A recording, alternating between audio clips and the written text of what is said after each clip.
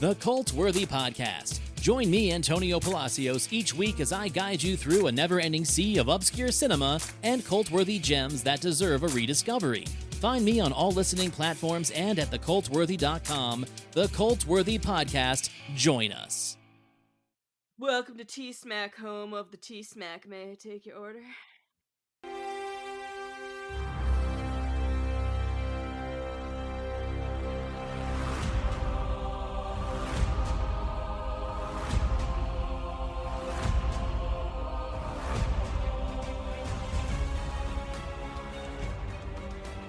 Welcome back, everyone, to another episode of Talking Smack, where we talk superheroes, movies, animation, comics, and whatever the hell Madam Web was.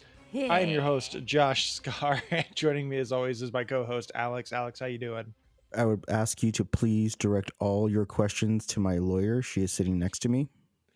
Hello, I'm the lawyer. Why don't you come over here and give me a couple bucks-a-roonies? I'll tell you what you think. I think you went to the Donald Trump School of Lawyers. I was gonna say, your lawyer is... she needs a lozenge. I'm just saying. A lozenge. You are also hearing the dulcet tones of the one, the only Bepbo. Beppo, welcome back. How you doing? Hey, yo! It's good to be back, especially with such a miraculous... I mean, a movie of the century. Eat your heart out, Avengers Part 1 and 2. This is what we've all been waiting for. Madame Web.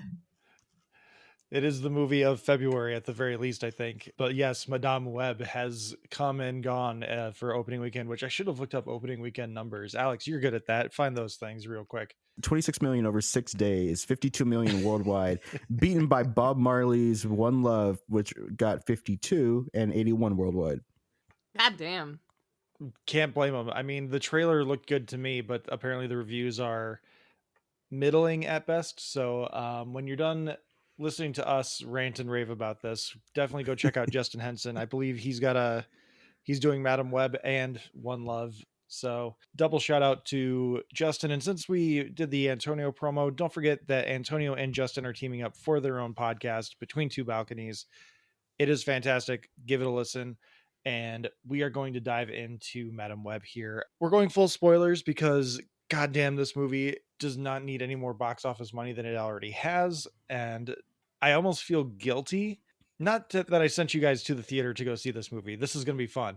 But I almost feel guilty for giving my money to Sony and almost justifying the production value of this movie. But I do feel bad for the cast because Dakota Johnson...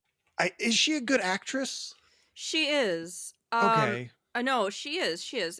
If you want to see a really fantastic movie where Dakota Johnson is a star, the remake of Suspiria, it's on Amazon Prime. Genuinely one of my top 10 favorite movies. And she is a fantastic part of that. I didn't think much of Dakota Johnson until I saw that movie. And now I really like her. And the thing I like about her is her normal tone is exactly how the tone is in this movie of, I don't give a shit. I'm tired. I don't give a shit. That's how she is like IRL. I've seen her in interviews and she's pretty much just like, I don't care.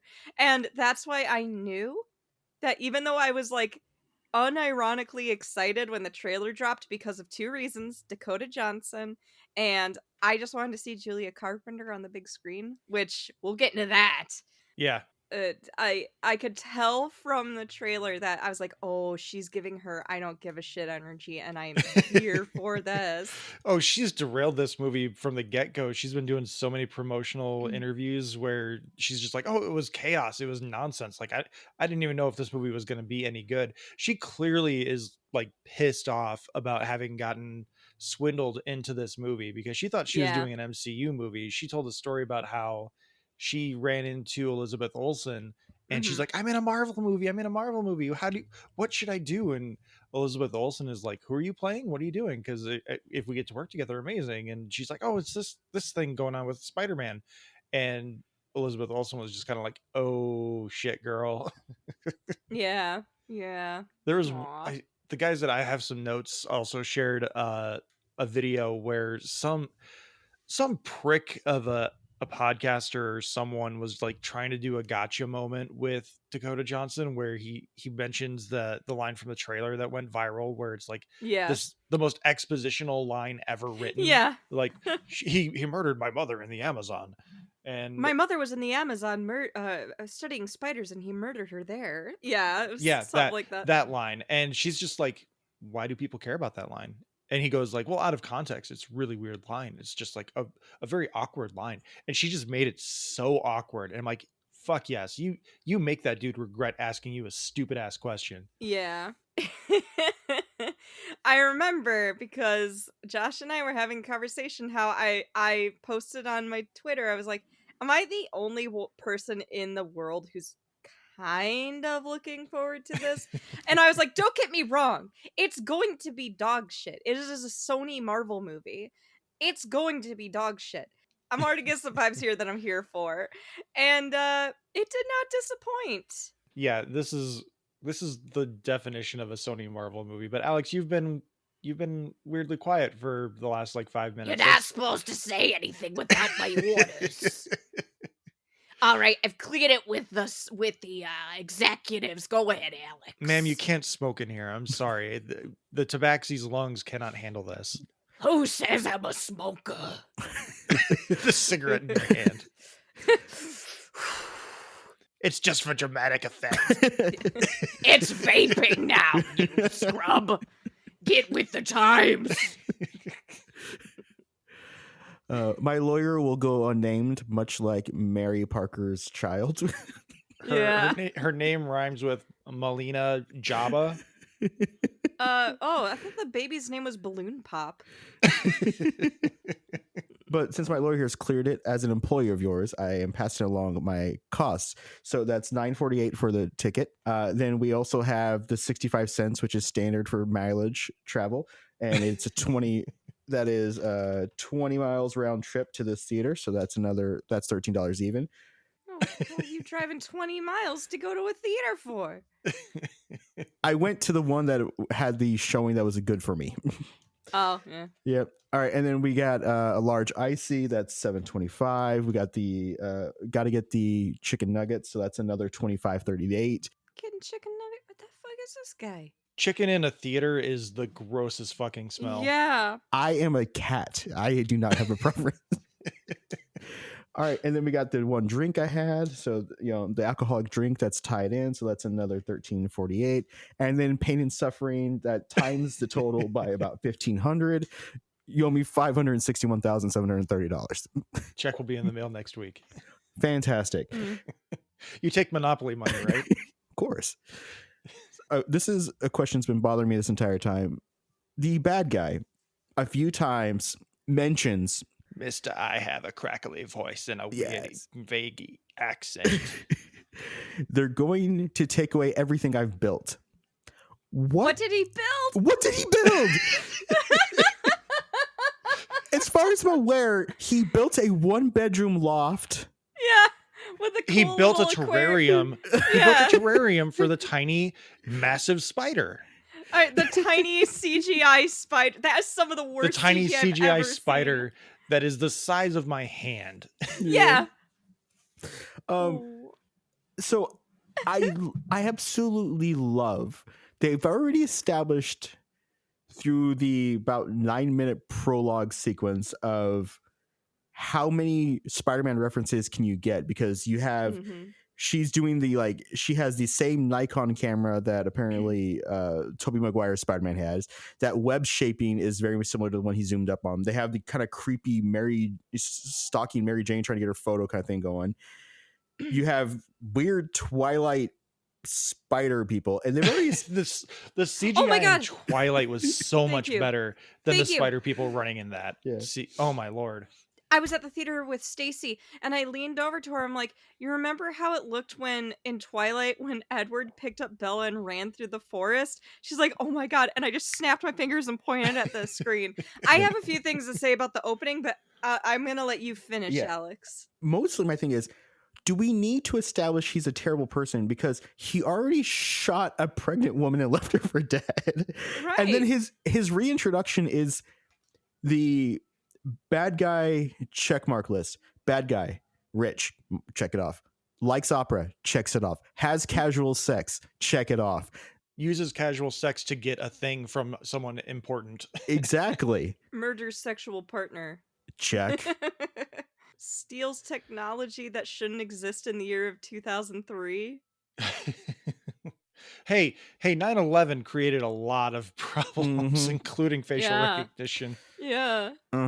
Before we move on real quick though, before it slips my mind, Alex, thank you for pointing out the Nikon thing, because I thought that was like the weirdest brand placement, product placement for a Sony movie ever. I was like, why is Sony showing me this Nikon camera so effectively right now? What the hell is happening?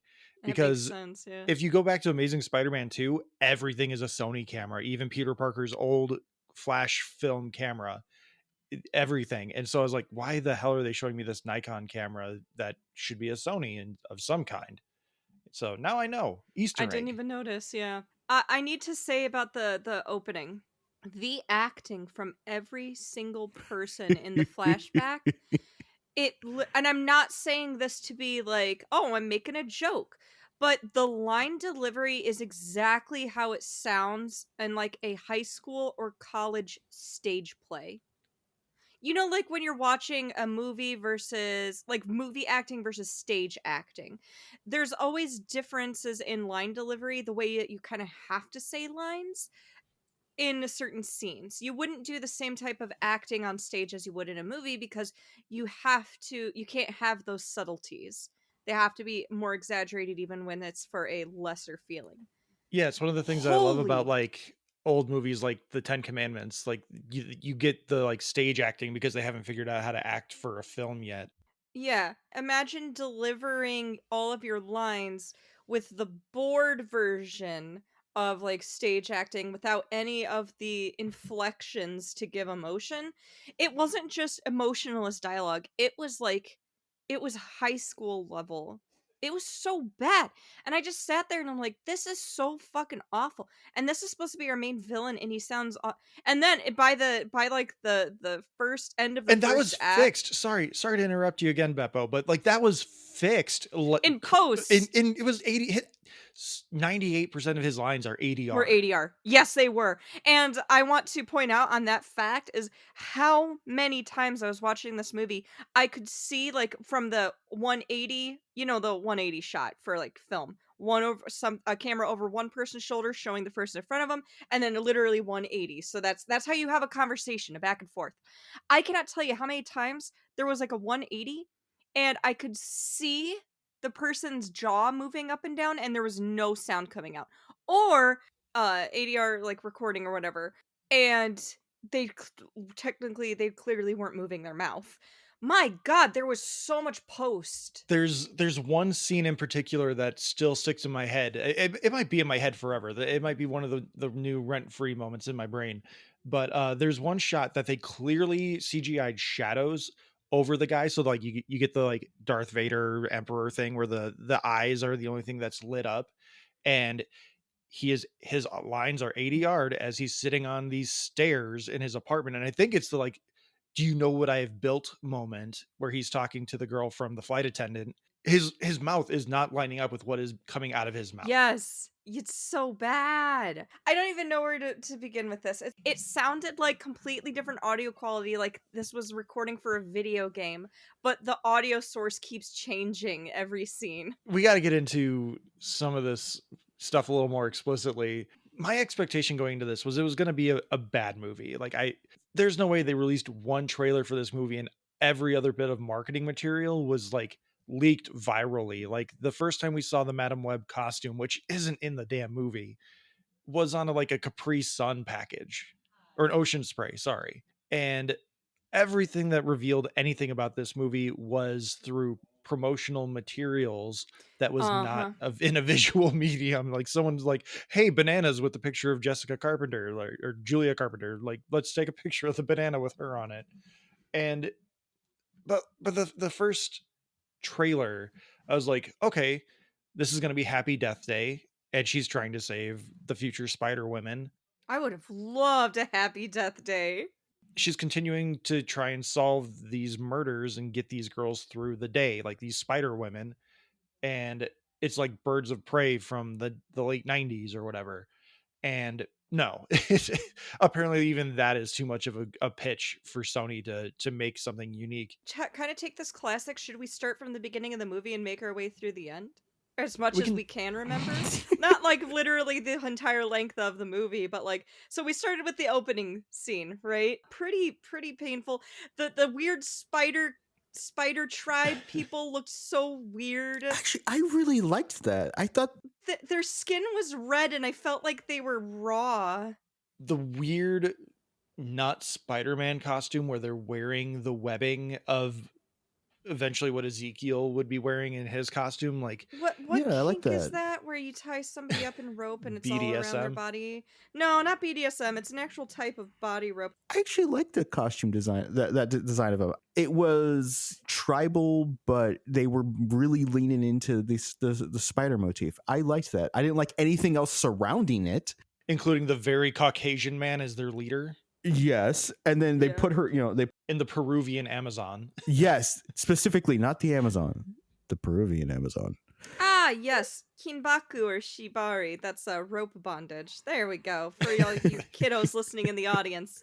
Thank you, Beppo. You're welcome. Remember, consent is key, but it's also comfortable if you wear it during the day. So Yeah. they put the dying mother in the Thor Ragnarok pool of summoning. Age of Ultron.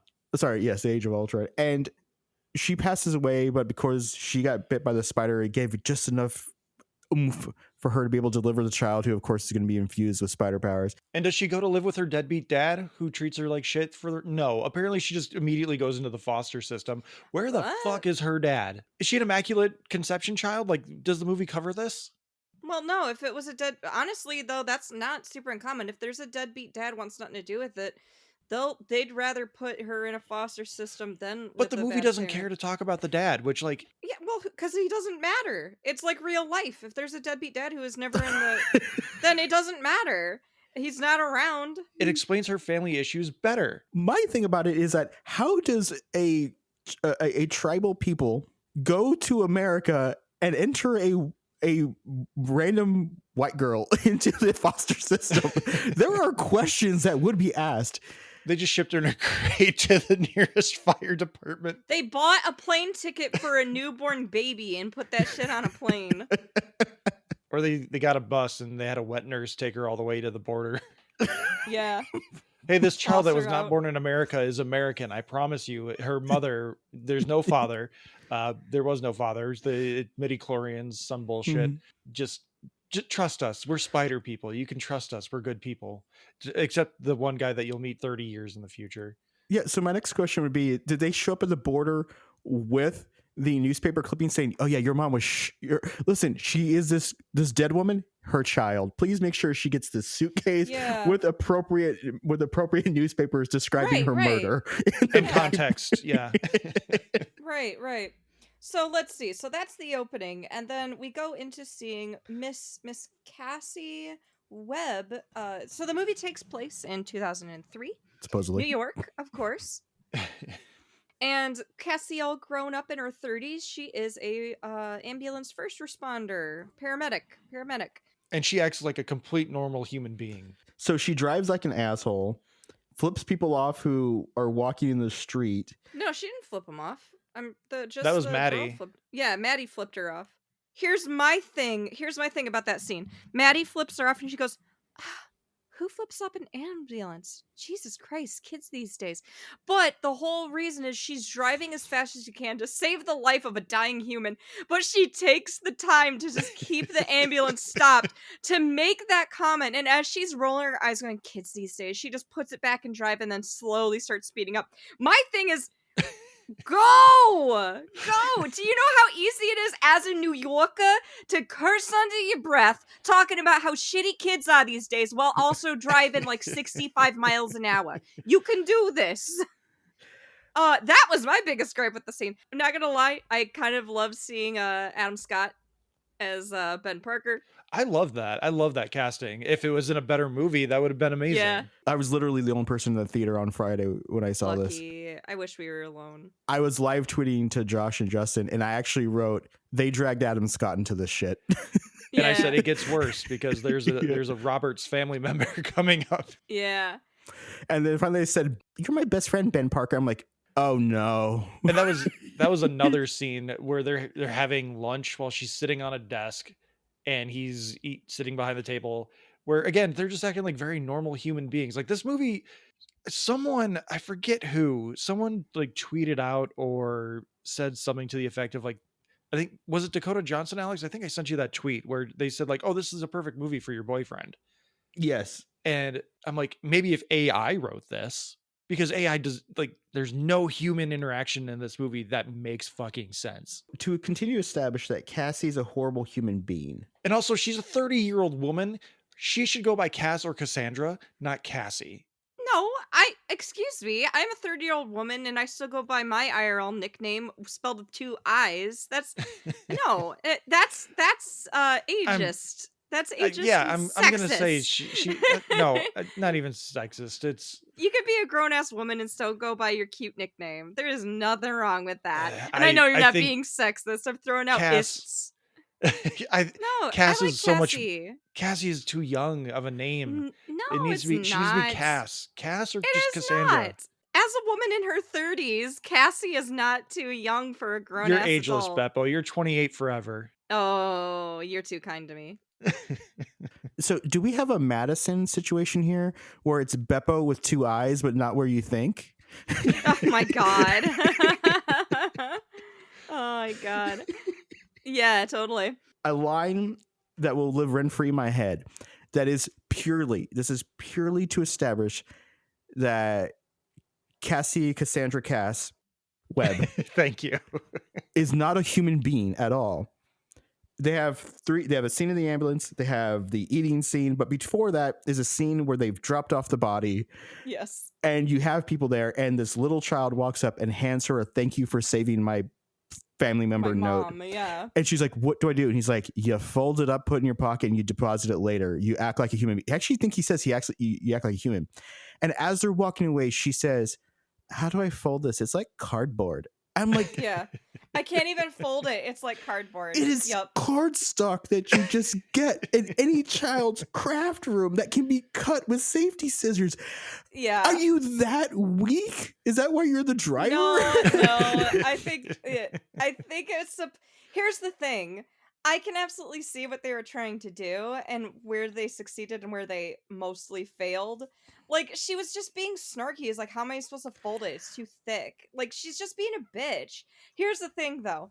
I will say, and Stacy disagreed with me, but one of the only scenes I liked in the movie was her and Ben just eating Chinese food, chit-chatting. I just liked the interaction. I think for the most part that scene did work. Yes. The dialogue, not the best, not the worst. I just enjoyed that interaction. I felt like those two actually enjoyed being in a room together, both They as had chemistry, actors yes. and as the characters. And it almost kind of made me sad that Ben found May, because you can tell that Cass would rather, Cass has a thing for Ben. Because of the name drop or lack thereof for May, which I'm going to get into something else later when we talk about Mary Parker. If Ben had been dating May long enough that it's that serious, she would know about it. The way they established their relationship earlier in the scene, they're best friends. They ride in the ambulance all day. They would know this. But this is a conversation that they need to set up some weird awkwardness to continue to make her not behave like a human.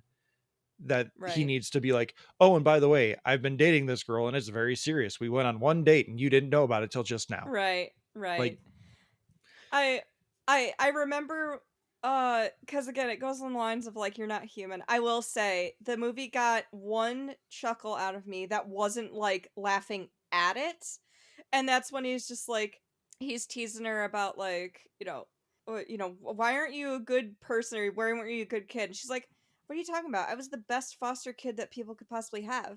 I peed outside on my own and everything. Like, I can't remember how it was worded, but It was like that. And both the line delivery, how she said it, again, I like Dakota Johnson. She has a very dry, like, doesn't give a shit delivery on a lot of things. So that was one of the few moments in the movie where I genuinely got a smile and like a little like exhale through my nose laugh. Then after that, we have the scene where they get called out to a car accident. The car is upside down with a gentleman inside, and they have to rescue him. They successfully pull him out, but lo and behold, she gets trapped in the car as it goes over the bridge and smashes into the water. Dun dun dun. And Dun, powers dun. awaken. Powers Powers awaken. awaken. Vague time travel powers awaken. Also, here's my thing is I could get it if it was like an inert power, but why didn't she have anything going on from the time of literally being born up until her being like 34 years old? Like, she's not a mutant, so it's not Mhm. like it's a mutant ability that just came out of nowhere. Or is she? Oh, well, in the comics she is. Madam Web is technically a mutant. But in this, she's just a baby whose mom was bitten by a spider. That's the other thing, going back way to the beginning. Now, I get it. Anything that goes into the mother's system also goes into the baby's system. But that spider bit her like 3 seconds before that kid shot out of her vagoo.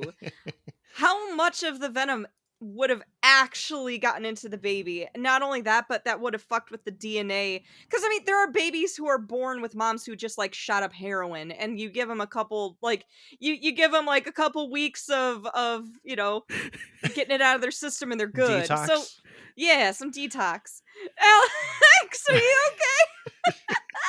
I'm just saying, okay, so this episode we've had Can we file a lawsuit against Sony for making us talk about heroin babies? Crack Yes. babies. crack babies, heroin babies, the proper terminology for self-bondage. Yes, yes. My lawyer is still sitting off to the side, downing a lozenge. Yeah. And Beppo's New York accent, and finding out that Beppo is actually spelled with 2 I's. Yes. I'll let you figure it out. Wink. I do want to go back to the hospital real quick before the kid that gives her the cardboard. the thank you card is Thank you, also cardboard.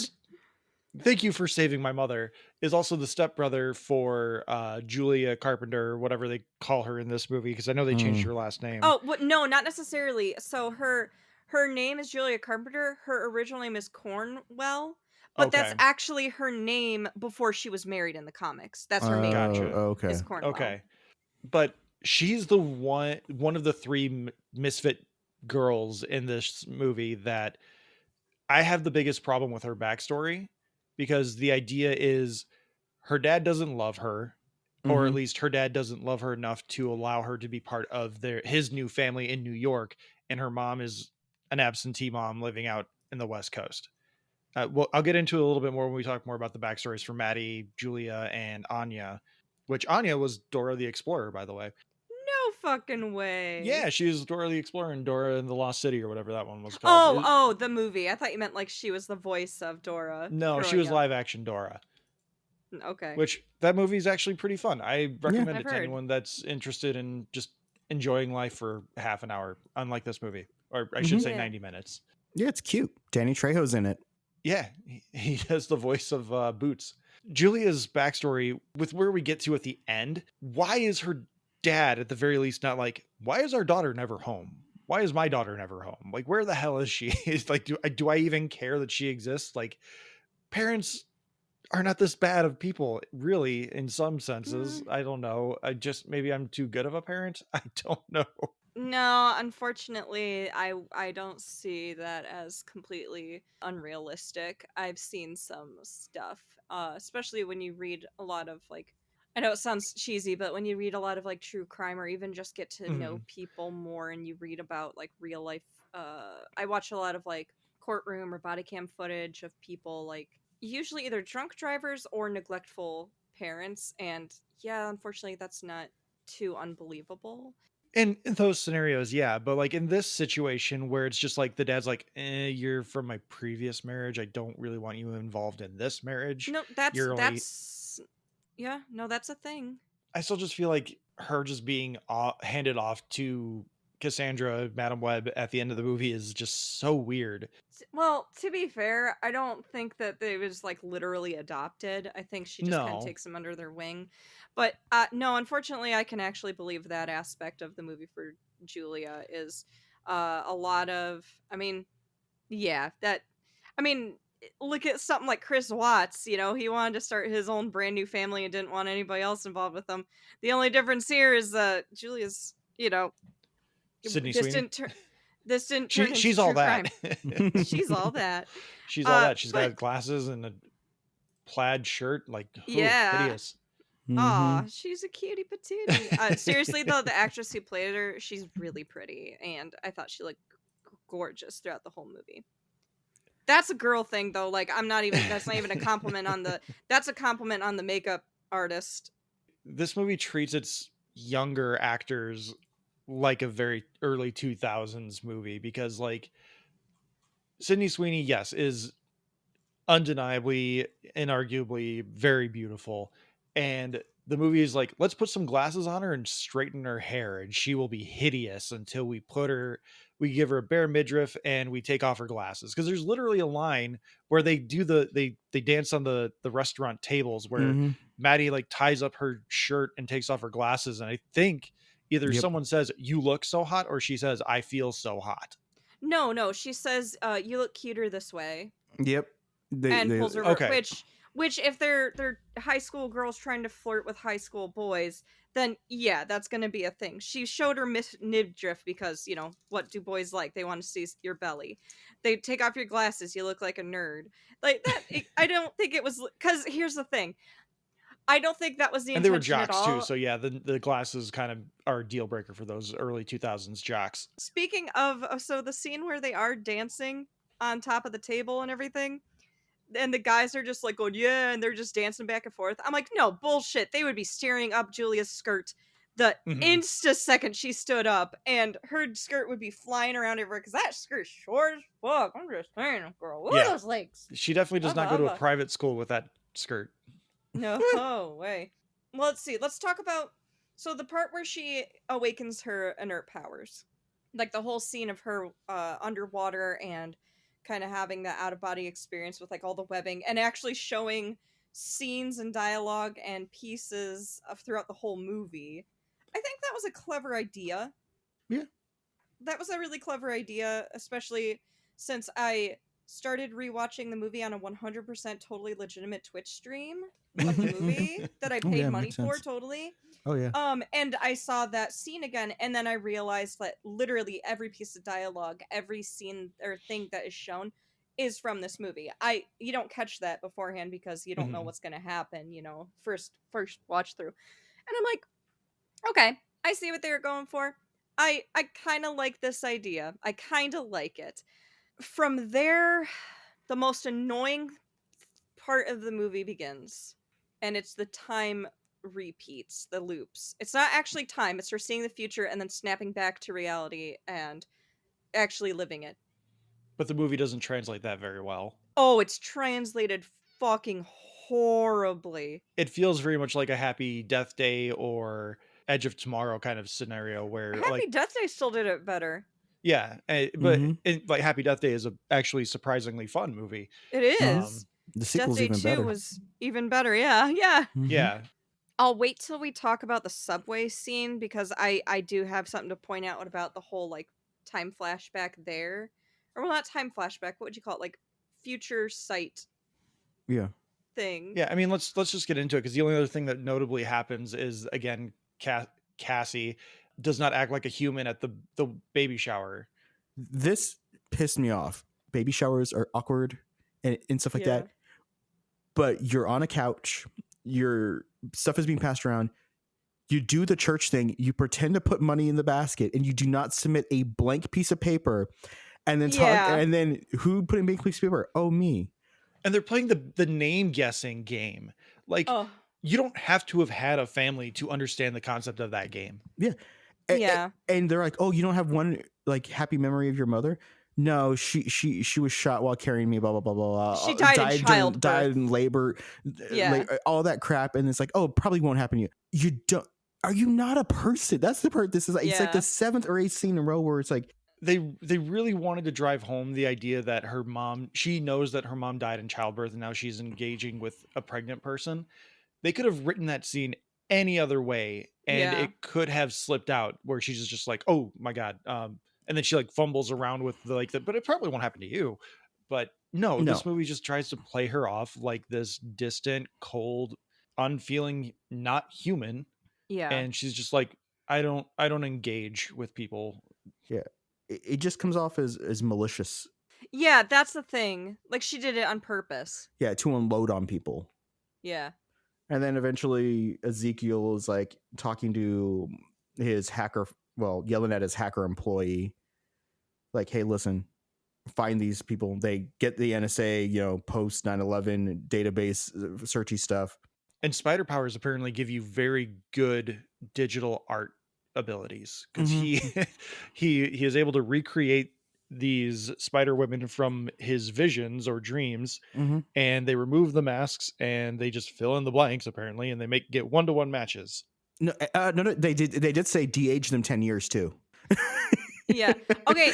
So who would have thought that AI art was so good even back then? Okay. So legitimate question though. Maybe I missed something. How did they upload his images up? Like, did he have like a thing where, like, it could upload? Like, was he wearing a headset that was taking photographs of his dreams, and they used those mental images and upload them to the computer? Like, how did they get the three faces of the women into the computer database? Was Well, it Beppo, I like know you're eternally 28, so in 2003, oh my god. when you were very tiny, there was a thing called a scanner.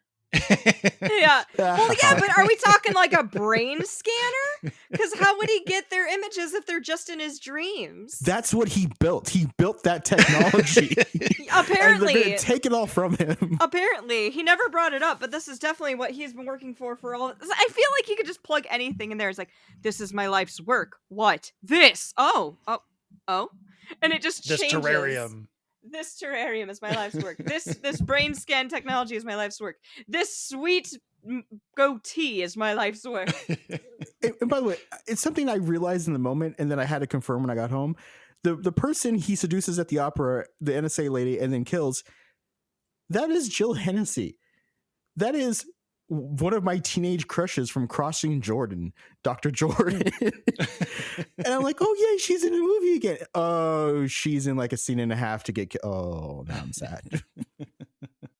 Well, you got to see her what she looks like post-coitus. PG-13 coitus. So yeah, the train. Beppo, please rage about the train. Okay, so I She opens her sorry, rage cookies. I'm like pacing around my room right now. Hold on. Rage cookies. Rage. Rage! There we go. Rage! Wow, I said that without opening my mouth. That's so cool. So, my biggest complaint about the subway scene is they have to do the repeat of time Yeah. 3 to 4 fucking times, because Well, more it than starts that. it. Yeah, well, it's like the one part where she's sitting there and the guy has a PSP, which is literally released in 2004, not 2003. But who am I to say? So, and then the lady with the fucking. It repeats like 4 times because it does it for each time the new girl gets on the train. And I know what they were trying to do, obviously, like show them one by one.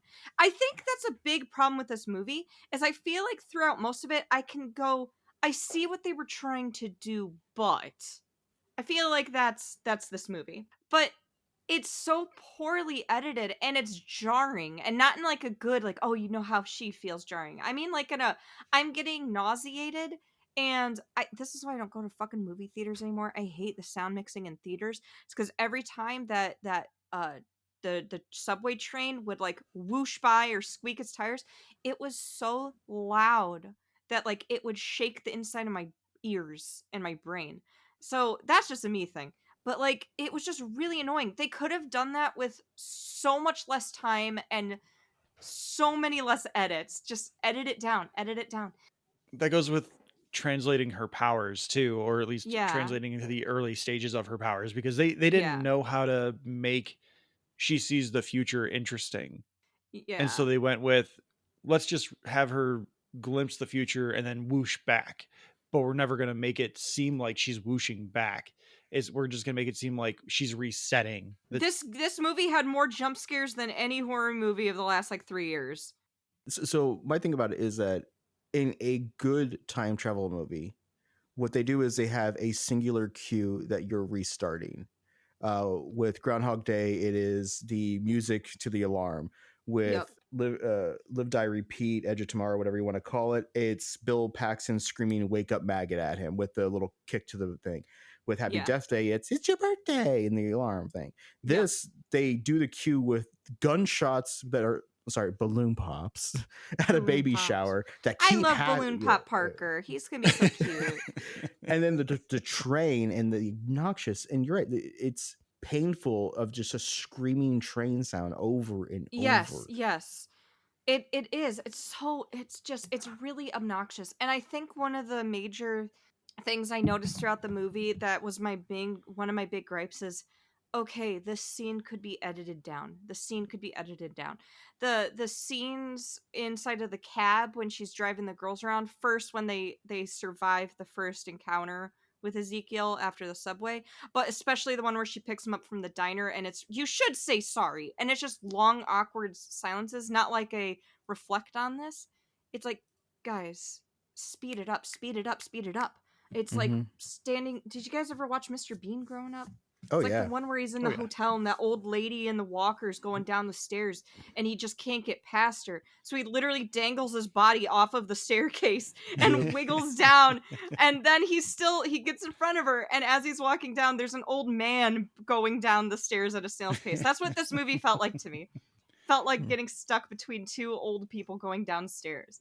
But yeah, the subway scene. Now, mind you, I am stealing some of this criticism from Stacy because we actually had kind of differing views on this, and she did give me credit. She's like, to be fair, you know about these characters. I don't know anything about these characters, and I couldn't follow a damn thing. I'm like, well, give me some credit here because none of these characters are anything like their comic book counterpart. Literally nothing. The only thing I really know about Madam Web right now is that Cassandra is the current Cassandra is the current Madam Web. No, not Cassandra. Julia, yeah, sorry. Yeah. Cassandra died in a Spider-Man storyline that we were going to try and cover for the podcast, but then we found out that storyline was 20 issues long, and we were like, no. But yeah, Julia is the current Madam Web. She got the mantle passed down to her. And that's pretty much the length of my knowledge. I know Anya has a minor role in Spider-Verse, the 2014 edition of the comic. And then I've never, I don't think I've ever experienced Maddie in a comic, so I have no. I did a long time ago, and she's fine. But yeah, sorry, that was a side tangent. I feel like this whole thing is going to be like talking about the movie, same complaint, and then side tangent. Yeah, pretty much. Lather, rinse, repeat. One thing we skipped, because I'm going to come back to this later, is when we were leaving the subway, Cassandra steals a taxi. Oh God! Don't even get me started. That is their mode of transportation, and For the rest of the that movie. is some of the worst acting driving I have seen in a long time. She's driving in New York, or she's supposed to be driving in New York, and she is constantly looking in the back seat, talking to these kids. Yeah, while driving, and like the background is consistently moving, and I'm like, what era of New York in 2003 has open roads like this? And also, keep your eyes on the damn road. I know you're stressed and you're trying to get answers from these kids, but look forward. Yeah. I'm sorry, but you're giving me anxiety even as a viewer when you're just sitting there constantly turning your head for extended periods of time like you're in the Fast and the Furious movies. Yeah. I have a list of complaints. Oh, please go. In no particular order. Let's just go through them because maybe we'll tangent into more story things, but yeah, let's just talk about the complaints here. Okay, this is a cab company because you didn't have like independent cabs really, especially back in 2003. This is before Uber, right? Like we don't have Uber, we don't have like solo people. You're a part of a cab association, a cab company. Cab companies have trackers in their cars because that's their property.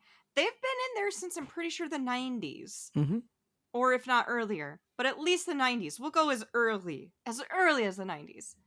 How she rips the license plates off. She gets into several crashes where it's dented and everything like that. Mm-hmm. How does a car sit in Ben Parker's driveway for 3 fucking weeks I don't and know. they don't find it? They should have Mm-mm. been able to track it that same day and pinpointed it to being the girl who quote unquote kidnapped 3 other girls. It makes no sense. The girls show up on the train. Dakota Johnson not kidnaps him. We get our first view of not Spider-Man, Oh god. who Boxy Spider-Man. she gets them to, they don't really even know the 3 girls don't really even know each other. She gets them to go with her by saying, you're going to be attacked. Yes. Then shows up apparently a night spider or spider monkey, which from Spider monkey. from Far From Home. Oh my god. or first design a Venom suit, and she gets him in a taxi, and then and there's already an APB out on her specifically to get her. She does not, and she doesn't want the kids. So then she somehow gets out of New York, takes them, I'm assuming, to New Jersey, and then dumps them in the woods.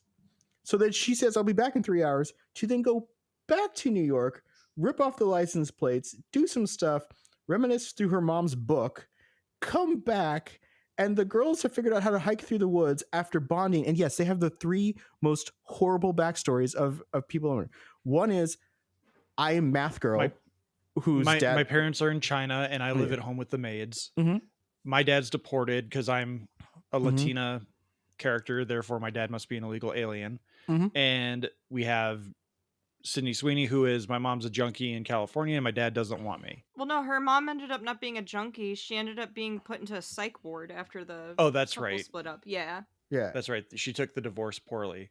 Yeah. My brain just decided that that equaled junkie, but I apologize. No, your brain is turning into a junkie brain because of this movie. Yeah, that's fair.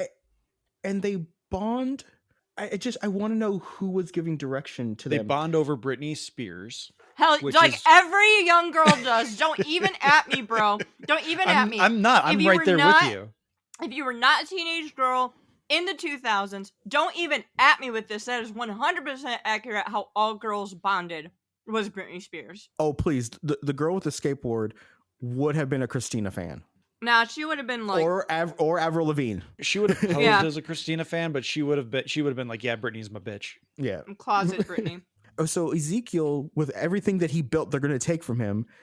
Some random trucker calls in, hey, I found the 3 girls who are already on the evening paper. Mm-hmm. The bugle works fast. Yeah. Yes. And then he has ties into the police network to find out where they are, call it off as those aren't the 3 girls that we're looking for. It's totally fine. Mm-hmm. And then we get to finally the first scene of apparently he's able to dodge bullets of cops firing at him point blank range.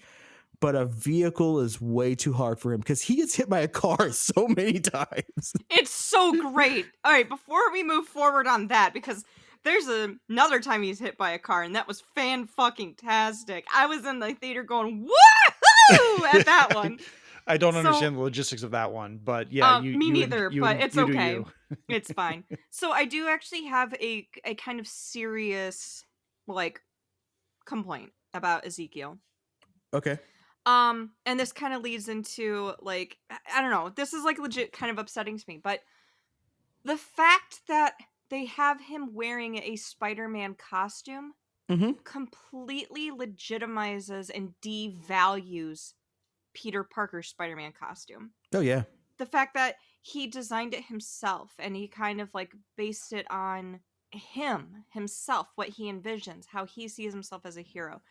That iconic costume, be it from the Tobey Maguire movies where he tries a bunch of different things and then he finally bases it off of the red and blue spider that bit him, or be it any of the other, incarnations of Peter Parker, both movies and comics.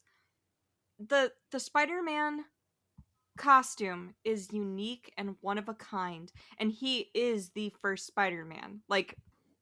Yes, I'm sure getting nitpicky. Oh, there was a Spider-Man in 1966 and blah, blah, blah. No. Peter Parker is Spider-Man. And then everyone who comes out after him is an homage or inspired by, or they are their own thing. But either way, Peter is the one it all comes back to. So having him in this shitty Spider-Man costume that looks like it's a terrible DLC unlock for Fortnite or something. It does. Yeah. like that just like genuinely like made me feel gross. But not only that, this is only 20 years in the past. If this happened, okay, so if this happened, wouldn't other people be like, oh, hey, wait, is this Spider-Man guy the same Spider guy from 2003? But actually, you just reminded me. Okay, remember when all that shit happened? And they're talking on the radio about how the girl is, we have to look for the girl in her mid-30s. And they're like, wait, they didn't see him? So they couldn't see him, even though he was annihilating things, and he was in a fucking... Also, he was in his suit when he was inside of the subway. When did he have the time to change out of a suit into spandex and jump out of the subway? Did he just get butt naked on the subway and just like throw the spandex on and then jump out the window? Or is he really talented at getting dressed upside down? Like, yes. I'm so okay, but they're like, they can't see him. They can't see him. But then all of a sudden it's just like, well, when can they see them and when can't they see him? So I'm so confused because clearly Ben could see him and Ben doesn't have any special powers or anything. People could see him when he was in the fucking, like, when he walked through the door at the what is it called? The diner. Like, who can see him? Who can't see him? What is going on with this? I just have to say, because I found it a pretty clever response. Our guy over at Wednesday Toast, Wednesday Pull, he said, wait a second, Peter Parker's inspiration for his Spider-Man suit was from a guy who tried to kill his uncle's friend when he was younger. Yeah. And to which I replied with, wasn't his inspiration the Peruvian spider people? So wouldn't the spider people indirectly be the inspiration that only we, the audience, are aware of? Seems to be a perfect justification for Peter Parker's suit for me. Yeah. Well, and that's it too. It's like the Peruvian people wearing, like, that's literal bondage. That's like actual like bondage outfit, but just to make it look like the webs of a spider. I'm just saying. Yeah. Okay. So let's quickly go through the rest of this not movie. They're at the diner. He does it. She hits him with the car, puts the girls back in there. And then what does she decide to do with the girls? She's like, I'm going back to Peru because I read my mom's notes for the 95,000th time. No. She thinks about going to the diner, has a vision of the future, having a conversation with Ezekiel, then decides, I'm going to be a surrogate mother to these children, but first I have to go to Peru. Oh, no, and I have to teach them CPR. Oh, yeah, because we have to foreshadow that I'm going to die and I need CPR. Because this is not going to come back anytime in the movie. Right, okay, so the CPR moment that she's teaching them. And I apologize to anyone listening to this. This is a clusterfuck of a conversation around a clusterfuck of a movie. She teaches him CPR because she gets touched by him, and he's like, hey, the longer he holds you, the more poison he gives you. So if I go into cardiac arrest, you guys need to bring me back. And she's like, but you got to do it as a team. So she teaches him CPR, and they have to switch off, like, doing CPR. And I get they don't want to show, like, the pillow that she's apparently put, like, a hoodie on. But the camera angle really looks like they're grinding the pillow. Yeah. And then she's like, oh, okay, I'm tired. And then switch to the next one. No. And I'm like, I don't like this. Oh, this golly. I know Sydney Sweeney's like in her mid-20s, and so is the others. But I don't like this kind of weird panting. Yeah. Let's like grind on the pillow but not really show they're doing movement. and then she's like, that's good, girls, keep going. I'm like, no. Oh boy. And then tries to high five him. They're like, not now. It's like, you don't do an Eiffel Tower over a CPR guy. Oh my god. No. And then she finally gets complimented by one of them and says, you're such a good teacher. I'm like, stop it. No, because she only told them what the beats per minute is. She didn't give them a frame of reference to know what that's supposed to be, because they couldn't get the rights to staying alive. Mm-hmm. I was gonna say, yeah, because that's always what they use. They didn't even say like a beats per minute. They're just like, think of it like a heartbeat. I'm like, okay, but if you're in panic, your heartbeat is gonna match your own. Like, that's not helpful. Yeah, no, and I was like, why not Staying Alive? That's the one that everybody always uses. Sony didn't want to put any more money into this movie than they had very to. fair. Even referencing that song probably cost like $20,000. Yeah. Right. But like Sony, you probably own a song that has that same beat per minute. That's not an uncommon BPM for songs. No. Like come Seriously, on. they could have gone back through their catalog and found a song Yeah. from 2022 that had that rhythm. 2022.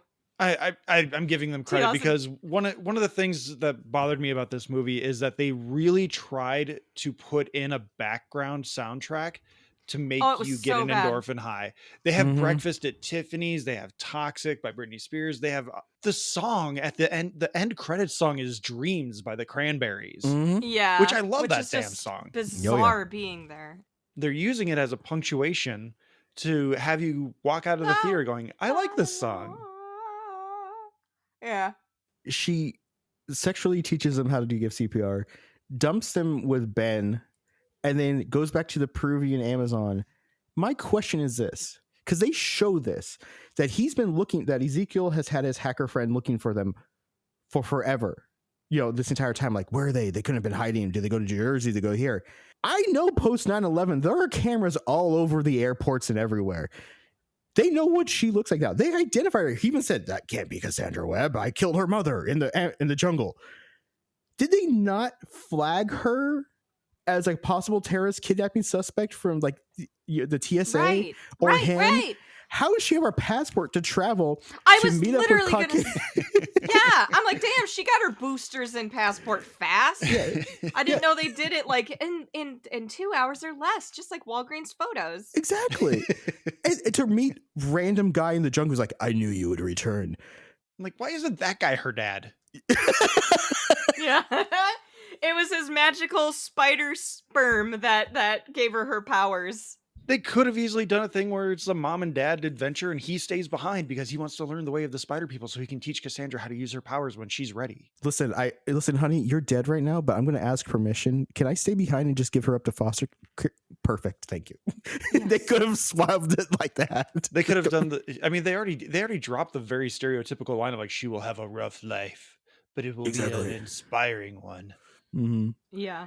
So, and then she goes back to the Age of Ultron Thor pool, and she forgives herself for hating her mom. Oh my god. I don't understand. Like I said, I was okay with Dakota Johnson's acting in this because the whole time it was just, I don't give a shit, I don't want to be here, right? Yeah. But the one moment of her, like, I don't see in any way she could have sold this was like when she found out her mom was actually trying to find like the cure for her disease before she was born, and she goes, "You did it. You did it, Mom. You did it." And Stacy and I fucking did everything in our power not to bust out laughing because there were other people around us. But it was just like, you did it, Mom. You did it. It's like, Yeah. this is so awkward. It's so weird. This is 2/3 of like an okay to fine movie. Like, this is not the worst movie I've ever seen. That's Elektra. Yeah. Like, Oh, yeah. first 2/3 are just, they're fine, but they're not great. It's something. And then the minute she gets to the jungle onward, it is just absolute cringy trash. They never explained that properly why she hated her mother. Because she has the paperwork, she has stuff. Why does she hate her mother for getting shot? They do a decent enough job, I think, with that, because she's pissed that her mom went to the Peruvian Amazon While she was like 38 9 weeks months pregnant. Yeah. Do they not know Doctors Without Borders? Do they not know military people? Like, there's plenty of people that Right. I've known run into that. That doesn't stop you feeling like, well, and that's the thing though, is that she isn't somebody who's on duty to serve their country. She's just a photographer scientist looking for a spider. Like, it's not like this couldn't have been postponed.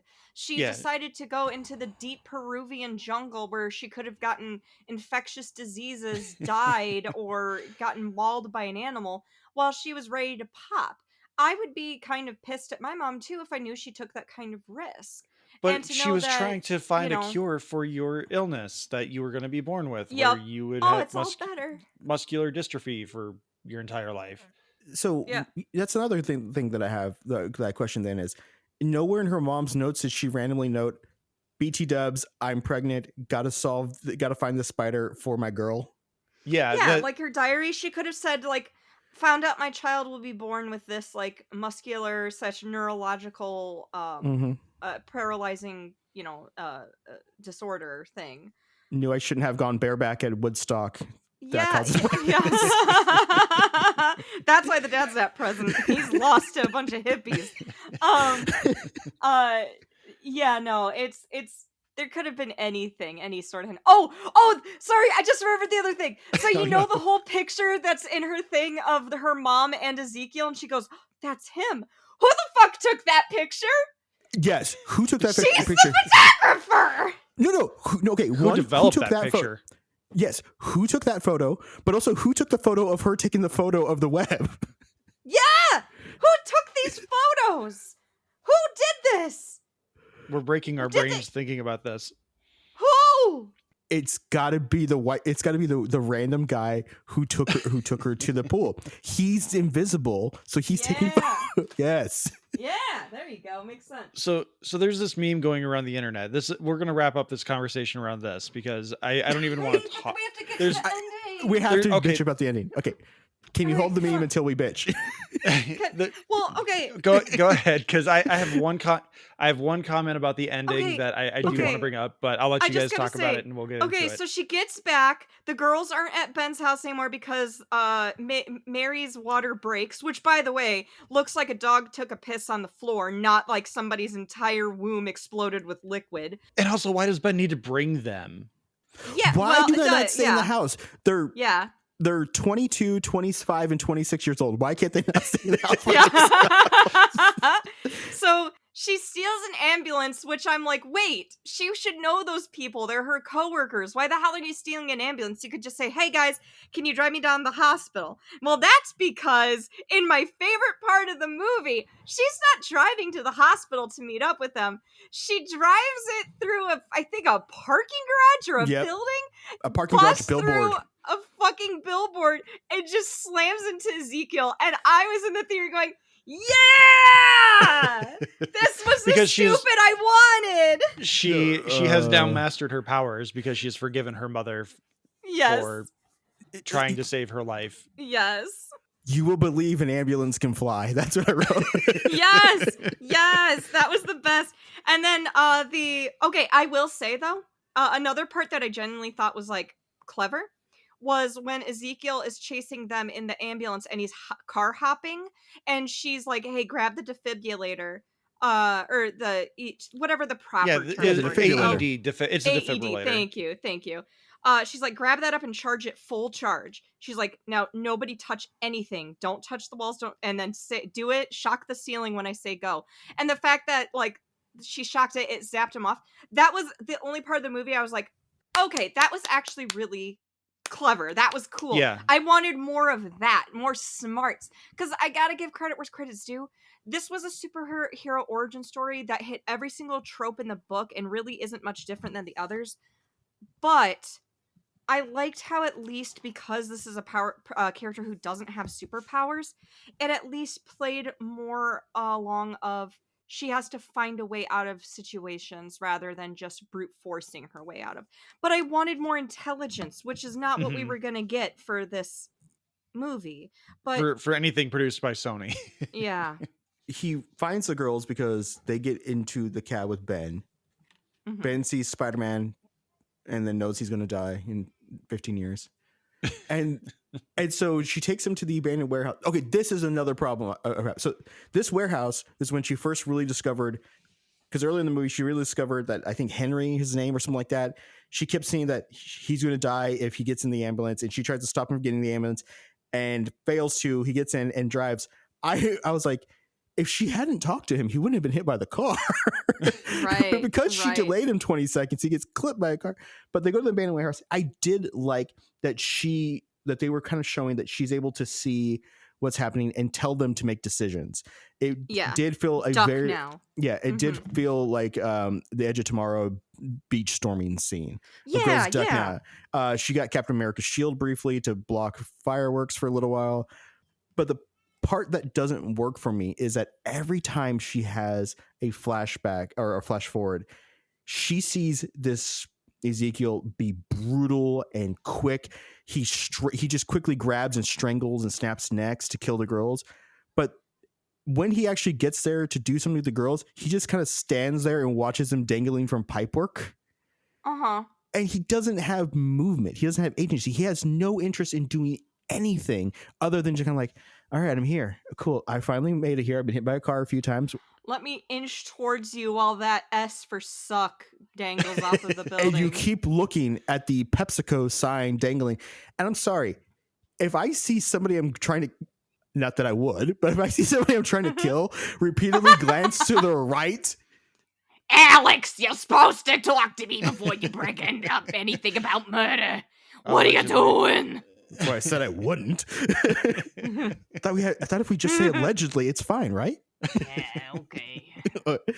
If I see somebody, if I see somebody glancing to the right repeatedly and like very slowly crawling away from me while looking expectantly up in the air, I'm gonna glance to my left and see what they're looking at.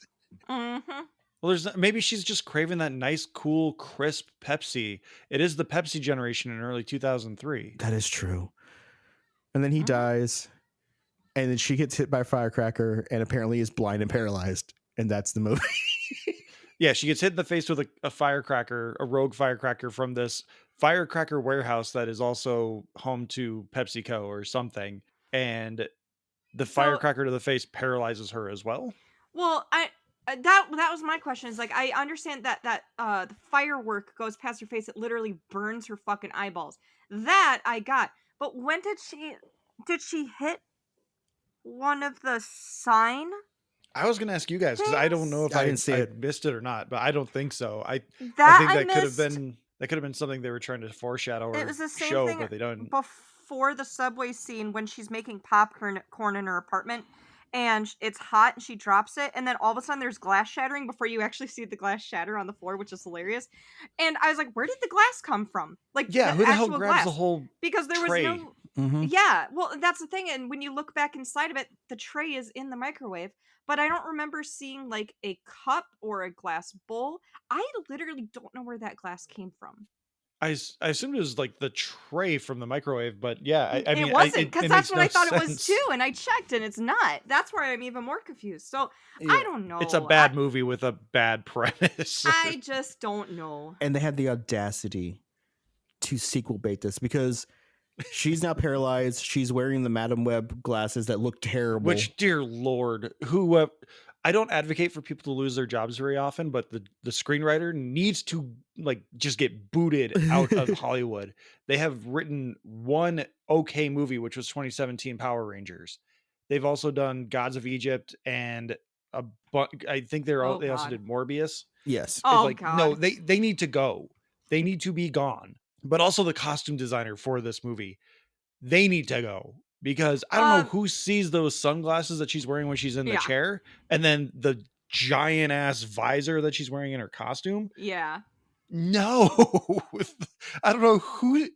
I feel so bad for Dakota Johnson. The only costume that I thought was like fantastic was Julie Carpenter. Was Arachne. Yes. Yeah. And fucking thank you for fucking like lying to me and gaslighting me movie. All of the trailers that showed the awesome battle sequences between the three fucking spider women slash spider girls literally being a dream he has and not being anything in the movie. Fuck you. Fuck you. No, they sequel bait you because they're in the Sanctum Sanctorum, which is all I can see with that window. Sanctum Sanctorum. With the window. And then again, people cannot act like humans because Cassie says bless you before people sneeze. She knows what the food is before they've shown up. And then like, can you see our futures? And she flash forwards to them fighting crime. Mm-hmm. And the most like, yes, you will travel and defend things, blah, blah, blah, blah. And I'm like, are they sequel baiting me right now? Is this how they're going to end with like her smiling, imagining what she's building with them? And yes, they get the power shot of the four of them in costumes on a web. And all I could think of was Dakota Johnson's attempt at sincerity or joy or contentment, whatever she is trying to emote in that final scene. The director 100% is so there because the director I don't know. Okay, you're like, all seeing. Okay, I have two things to say about this movie before I'm done talking about it. One, did anyone else roll their eyes so hard that they not only went into the back of your skull, but dropped down into your butthole? Like, it was that hard of an eye roll? When they tried to do the forced with great power comes great responsibility, where it's like, Yes. you will have great responsibility, and that will come with power. Something Yep. like that. And I'm like, Or fucking they did it with hell. Ben too, where he's like, oh, he's gonna love being an uncle, all the fun, none of the responsibility, because he says the thing later in life where he's telling Peter about responsibility, wink wink nudge nudge. Well, and then but that's the thing, is the way I heard that, I get it, but she's like, well, I'm not sure about that. She probably had a vision, not just of that, but of like, hey, guess what? Like, his sister and, or no, his brother and sister-in-law are gonna die, and he's gonna have to take care of this nephew. But two, the other thing, is anyone else really fucking tired of the trope of like the clairvoyant being emotionless and speaking monotone? Yes. They did that shit in like they've done it in a bunch of things, but like the most recent and egregious one that comes to mind was Game of Thrones. They did that with Bran, and it was the most obnoxious fucking thing in the world, because I felt bad for that actor because he actually had a lot of personality until like seasons 4 onward, especially the later ones, where I can see everything now. Like, No, cool, you're not acting. No, it's I terrible. have the best story. Yeah, it's terrible. Did you guys know about the timeline restructuring that they did for this movie? No. So this movie was originally being built to tie into the Tom Holland Spider-Man, which Okay. is why Yeah. it's set in 2003. Or no, I'm sorry. It was set to be tied into the Andrew Garfield Spider-Man, the Amazing Oh, Spider-Man really? universe. Yeah, that was the Interesting. original plan. Okay, But makes because sense. they set it in 2003, someone realized that doesn't work in the timeline, because Andrew Garfield is 35 when they filmed those movies, and Peter Parker is supposed to be graduating high school, so he's not graduating high school in 2011. Yeah. And so, like, okay, well, let's do Tom Holland, but then that creates an issue where they have to get in touch with Kevin Feige and make sure that they're not voiding any or violating any contract negotiations by Right. involving Tom Holland, which that makes more sense that Tom Holland is involved. And I would 100% bet that they plan on having a Marissa Tomei cameo as May in this movie. But obviously, because they didn't set it in the MCU, they just made it its own thing. They didn't. But to kind of get to my point about that I mentioned earlier about May not being there at Peter's birth is bullshit. Is I, weird. Yeah. she Mm. would have she will have known Peter all of his life still, but I don't think that someone, unless the relationship is just that great, someone that has recently just started seriously dating Ben Parker is going to take on Peter as their own son and have that relationship with him over the course of maybe 2 or 3 visits a year for 14, 15 years. Yeah, I guess I can see that. Yeah. Yeah. But anyway, I've teased this like 3 or 4 times now. There's a meme going around, which I don't know which one is the lie. It says, all of these things happen in Madam Web, except one. Can you guess which one? Okay. So the list goes, Madam Web is born in a cave in Peru with the help of magical spider people. True. I think we can all True. agree True. that's a true. The 3 spider women never get their powers and are only seen in costume during dream sequences. True. True. Evil Spider-Man is killed by a large Pepsi sign. True. True. True. Which that one, people are already getting memory hold by this because they think that they saw him get killed by a Coca-Cola sign.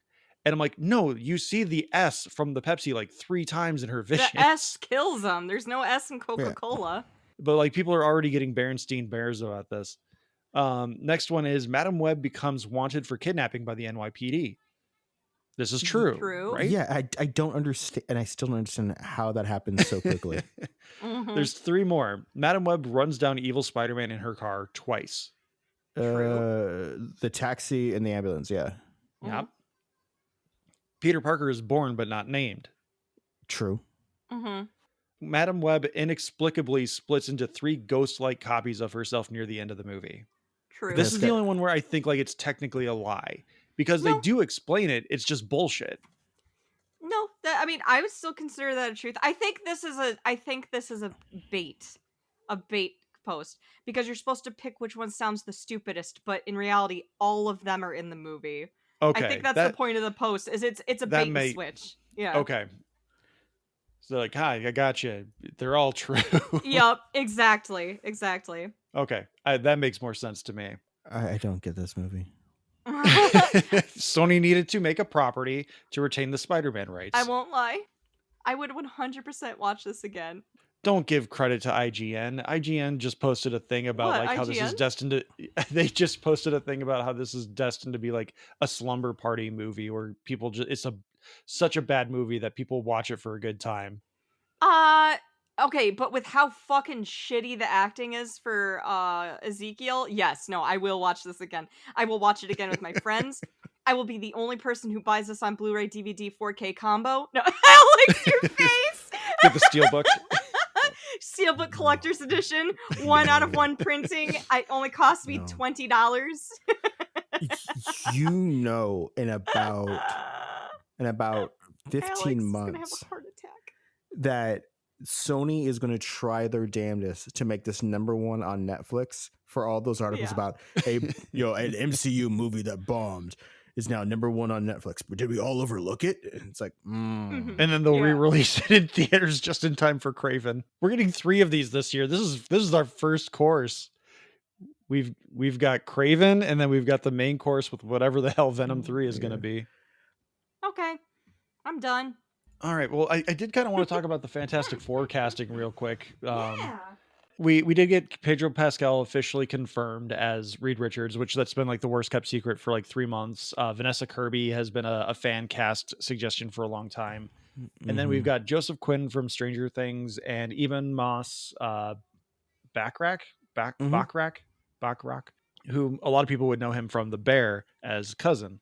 And I think this is a very solid cast. They've pretty much confirmed that the movie is going to be set in the 1960s. There's actually a really good new video from Owen Likes Comics, a YouTuber that I really enjoy, who talks about Chris Columbus's failed attempt to make a Fantastic Four movie in the 1990s, which eventually became that cult classic, really bad one.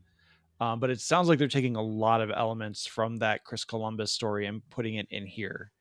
So if you want to get a little bit of an idea of what that movie could look like, definitely check out Owen Likes Comics' most recent Fantastic Four movie video.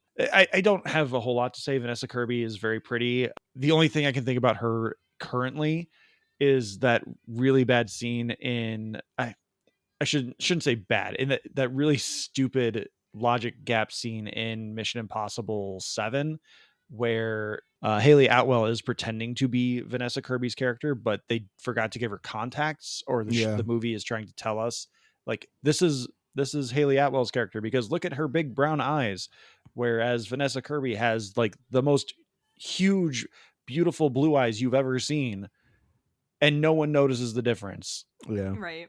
Like, I have no complaints on these castings. I don't know much about Joseph Quinn since I don't watch Stranger Things. Yeah, I know some people are complaining that Pedro Pascal is overcast in things, but like, I like him. I'm yeah, it's hard to be upset about Space Daddy. I like Pedro Pascal. Marvel to me has shifted away from the first and second arcs where they cast unknowns and and like people who were problematic. Let's admit it. Robert Downey Jr. when he was cast as Iron Man was problematic. It was a risk. It was a huge risk and liability to the company. It's a well-known story that their insurance writer was almost killed their budget because of casting him, because they didn't think, because the insurance people didn't think that he was going to finish the film. Yeah. But it just seems such obvious, that Pedro Pascal, he's everyone's daddy right now. Let's put him. Vanessa Kirby's hot. She's been in a bunch of stuff. I mean, hot as in her career, but she's an attractive person. She's a good actress, but I'm saying her career, she's really hot. Oh, the person fresh off The Bear. Oh, the Stranger Things kid that everyone's talking about, Eddie Munster playing the guitar in the Upside Down. Yeah, put him in it. I literally don't know any of these actors except for Pedro Pascal. Oh, really? Oh, okay. Yeah, I don't. Yeah, they're all on career hot streaks right now, and so to me, it seems very obvious and unsurprising, which is the part that bothers me. Now, what may work for me is that if it is set in the 60s and they do like an origin story to set up how John Krasinski ends up being being the son, They've confirmed it's not going to be an origin story. They're already going to have their powers by the time the movie starts. Good. They have confirmed Herbie the robot will be a character in this movie, which I am all for. I thought you Herbie meant needs Herbie the love justice. bug. Herbie's an acronym. And they have also confirmed Doctor Doom is going to be in this movie, which I'm kind of on that one. Like, He's been I in so get that much. Doctor Doom is like the Fantastic Four villain, but you can do something else. And Alex, I talked to you a little bit about it. I want this to be more of an adventure film than I want it to be a superhero film, because the Fantastic Four at their core are explorers. They dive into the multiverse, they dive into the quantum realm, they dive into any kind of alternate reality, and they have adventures and they get sucked into some nonsense that happens over there. I don't want it to end up being a punch up or an invasion of Latveria with Doctor Doom. Right. We'll see what comes of it. I feel like there's more room to work with, and it's a little disappointing that they're just going to go back to Doctor Doom because I have to set up Doctor Doom because it's the Fantastic Four. I have a mild hope that if they do set in the 60s, that we'll be able to see Unit or whatever the heck it is that Haley Atwell works for. That we'll see her in like, her 40s or 50s. That we'll see that we'll see Howard Stark because he's still alive and kicking around then. That we can see de-aged Michael Douglas because they haven't really done a whole lot of de-aging him, and he's the older actor they need to de-age next. I mean, they got all that going on. And maybe if they bring in Lawrence Fishburne's character as well, wasn't he? Yeah, Ben Foster. Yeah, wasn't Ben Foster? It was Goliath. Or not Ben Foster. Was it Ben Foster? There's a Ben Foster actor, but is Goliath from the comics also Ben Foster? Dr. Foster. It could be really fun. I'm interested to see if they do that. But I mean, I don't know what they're going to do with it by setting it so far in the past. That's my problem. Bill Foster. Okay, Yeah. that was close.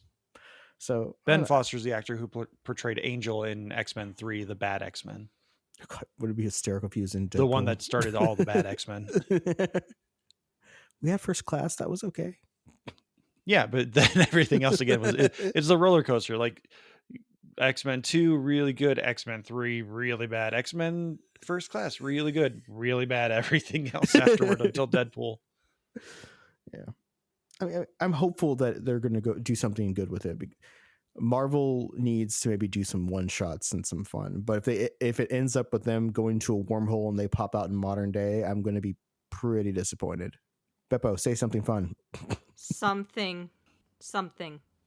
No, something fun. Something fun. There we go. And I do want to make a public apology. I put it out on Twitter, but I want to put it on the pod as well. I need to apologize to Slade/Archibald. When we did the waifu challenge, I talked about how thirsty a lot of weebs are.